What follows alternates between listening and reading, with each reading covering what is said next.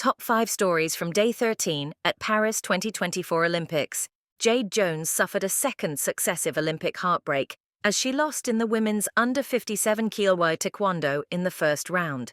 The British fighter, who won Olympic gold in 2012 and 2016, was beaten in the last 16 by North Macedonia's Miljana Reljikj. It was better news for teammate Bradley Sinden, who made a strong start in his bid to go one better than his silver in Tokyo 3 years ago.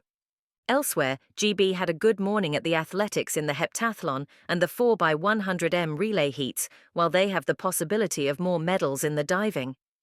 Erin McNeice progressed to the final of the women's climbing in the boulder and lead discipline, which takes place on Saturday. It was bad news in the sailing, though, as it all went wrong on the start line for John Gibson and Anna Burnett in the mixed multi-hull medal race. They were judged to have been over the line ahead of time and, as a result, had to withdraw from the double points race. This caused them to slip from third to fourth in the overall standings, with New Zealand snatching bronze. Jones and Sinden have contrasting mornings. Both Sinden and Jones were among GB's major medal hopes at these games, and both started their campaigns on Thursday. They could not have been more contrasting.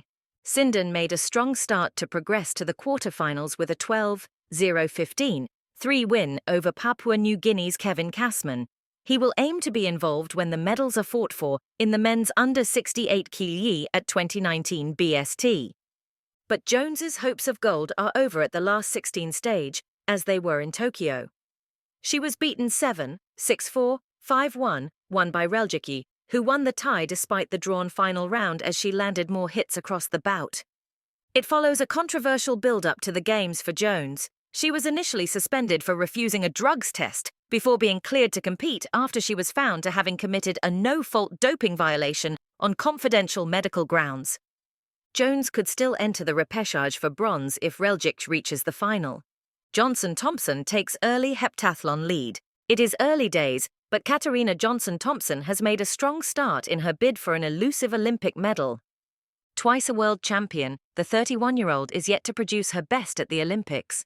The Liverpudlian finished 14th on her Olympic debut in 2012, came 6th 4 years later in Rio, and injury prevented her from finishing in Tokyo 3 years ago. Johnson-Thompson also withdrew from the European Championships after just 3 events in June, but showed no ill signs in an encouraging display on Thursday morning at the Stade de France. She was 8th fastest overall in the opening discipline, the 100m hurdles, before going toe-to-toe with 2-time defending Olympic champion Nafi Thiam in the high jump. Johnson-Thompson and Thiam were the only 2 women to clear 1.92 m, and while the Belgian won the event as she needed fewer attempts to reach that height, it was enough to put the Briton top of the standings after the first 2 events. Thiam sits second overall, with Anna Hall of USA third and Johnson-Thompson's teammate Jade Jones ninth.